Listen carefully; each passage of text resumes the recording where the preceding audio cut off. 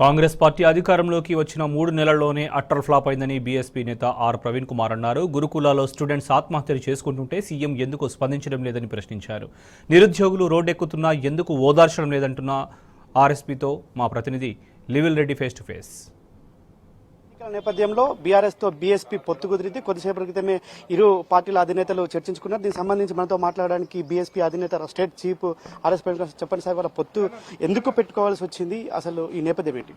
తెలంగాణలో మరి తెలంగాణ ప్రజల తెలంగాణ బహుజనుల ప్రయోజనాలు పూర్తిగా ప్రమాదంలో పడ్డాయి.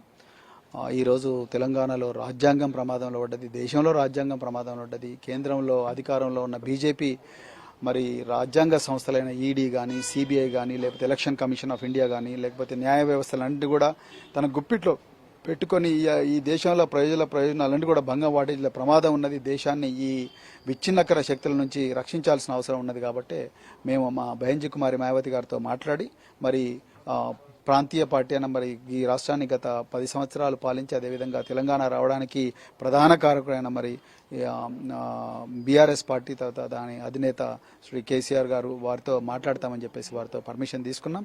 అదేవిధంగా మరి బహుజన్ సమాజ్ పార్టీ కూడా ఒకప్పుడు తెలంగాణ ప్రయోజనాల కోసం తెలంగాణ రావాలని చెప్పేసి 36 మంది ఎంపీల మద్దతు కూడా ఇచ్చిన విషయం మనం మర్చిపోకూడదు. సో అందుకొరకే మరి తెలంగాణ ప్రయోజనాల కోసం మరి తెలంగాణకు బీజేపీ నుంచి తర్వాత కాంగ్రెస్ నుంచి వాటిల్లుతున్న ముప్పు నుంచి మరి తెలంగాణ రక్షించడం కోసం ఇలా బీఆర్ఎస్తో చేతులు కలిపే పరిస్థితి వచ్చింది. అయితే జాతీయంగా కాంగ్రెస్ పార్టీ బీజేపీ పార్టీ పోరాడుతున్నప్పటికీ రాష్ట్రానికి వచ్చేసరికి నిన్న మోడీని రేవంత్ రెడ్డి కలిసిన విషయం కావచ్చు, వాళ్ళిద్దరు సంభాషణ కావచ్చు, అవన్నీ ఎట్లా చూడవచ్చు? వాళ్ళిద్దరు ఒకటేనండి. రేవంత్ రెడ్డి గారి మూలాలేంటి, మరి ఇలా మోడీ మూలాలేంటి, వాళ్ళిద్దరు ఒకటే దానిలో ముక్కలు. అందుకొరకే ఆయన బడే బాయ్, ఆయన చోటే బాయ్. సో వాళ్ళిద్దరు పెద్దన్న తమ్ముడు లాగా వ్యవహరిస్తున్నారు. సో మరి రాష్ట్ర ప్రయోజనాలకు ఘోరంగా భంగం కలుగుతా ఉన్నది. కృష్ణా రివర్ మేనేజ్మెంట్ బోర్డు విషయంలో భంగం కలుగుతా ఉన్నది, రకరకాల ప్రయోజనాల్లో భంగం కలుగుతా ఉన్నది. సో వాళ్ళిద్దరు ఒకటేనండి. అందుకొరకు వాళ్ళ ఎజెండానే బీజేపీ యొక్క విచ్ఛిన్నకర ఎజెండానే రేవంత్ రెడ్డి గారు ఇక్కడ అమలు చేస్తా ఉన్నారు. వాస్తవం, గురుకుల పాఠశాలలో అమ్మాయిలు చనిపోయినారు. ఇప్పటి వరకు 5 మంది చచ్చిపోయినారు. నిన్న బోధనలో ఒక అమ్మాయి చనిపోయింది. రైట్, ఎక్కడ పోయిన ముఖ్యమంత్రి?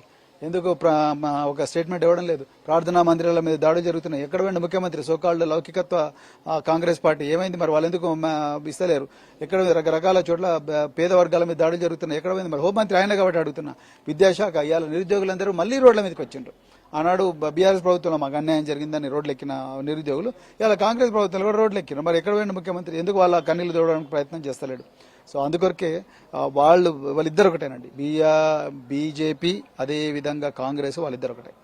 చివరగా ఇవాళ రానున్న లోక్సభ ఎన్నికల్లో బీఆర్ఎస్ బీఎస్పీ తరఫున మీరు తెలంగాణ రాష్ట్ర ప్రజానికానికి ఏం చెప్పబోతున్నారు?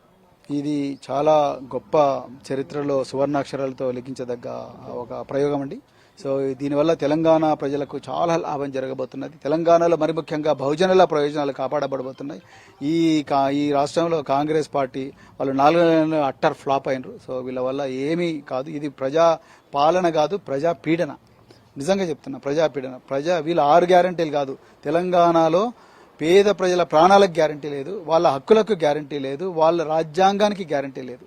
సో అందుకొరకు దీనివల్ల ఏమి కాదండి. కేవలం ఈవెంట్ మేనేజ్మెంట్ చేస్తున్నాం అంటే ఎల్బీ స్టేడియంలో మీటింగ్ పెట్టడం, లేకపోతే సోషల్ మీడియాలో థంబ్నెయిల్స్ రిలీజ్ చేయడం, దానివల్ల ప్రజలకు ప్రయోజనం నెరవేరదు. ఇలా యాసంగికి నీళ్లు లేవు, ఎక్కడి నుంచి తీసుకొస్తాడు? సో అంటే నేను ఎందుకు చెప్తున్నా అంటే ఇవన్నీ రకరకాల వర్గాల ప్రయోజనాలకు తూట్లు పడుస్తూ ఉన్నారు. కరెంటు సరిగా ఉండలేదు ఊర్లలో. సో వీటన్నిటి గురించి మరి ఎందుకు చర్యలు తీసుకోవడం లేదు? ఎక్కడ ఉంది కాంగ్రెస్ పార్టీ? మరి గత ప్రభుత్వం చేయలేదనగా మీరు వచ్చింది, మరి ఏమైంది?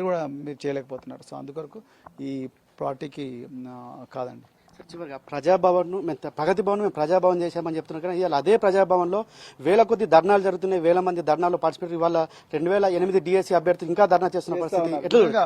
నిజంగా ఇదైతే ఒక అడ్మినిస్ట్రేటివ్ ఇన్కాంపిటెన్స్ కు పరాకాష్ట. ఇది 2008 డిఎస్సీ అభ్యర్థుల సమస్యను పరిష్కరించకపోవడం నిజంగా ఘోరం. నాకు చాలా బాధ అనిపిస్తుంది. ఏం పాపం చేసిండ్రు వాళ్ళు చెప్పండి?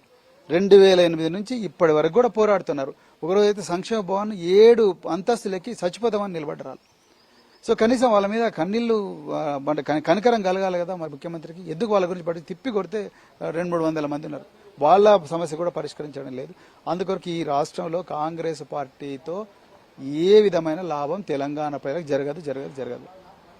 ఓకే సార్, ముఖ్యంగా ఏదైతే ఇవాళ బీఎస్పీ టు బీఆర్ఎస్ పొత్తులకు సంబంధించి పొత్తు కుదిరింది, అయితే సీటు పంపకానికి సంబంధించి కావచ్చు, ఇటు రేవంత్ పాలన సరిగా లేదని చెప్తున్నారు. రేవంత్ పాలన 3 నెలల్లోనే అటర్ ఫ్లాప్ అయిందని చెప్తున్నారు. ఈ లౌకికవాదానికి పరాకాష్ట రేవంత్ అని చెప్తున్న పరిస్థితి మనకు కనిపిస్తుంది. మొత్తాన్ని చూసుకున్నట్టయితే మరి 1-2 రోజుల్లో సీట్లకు సంబంధించి కూడా చర్చించుకొని ఇరు పార్టీల మధ్యలో సీట్ల పంపకాలు కూడా జరుగుతాయని చెప్తున్నారు ఆర్ఎస్పీ. కెమెరామెన్ శ్రీధర్తో లివిల్ రెడ్డి, టీ న్యూస్, హైదరాబాద్.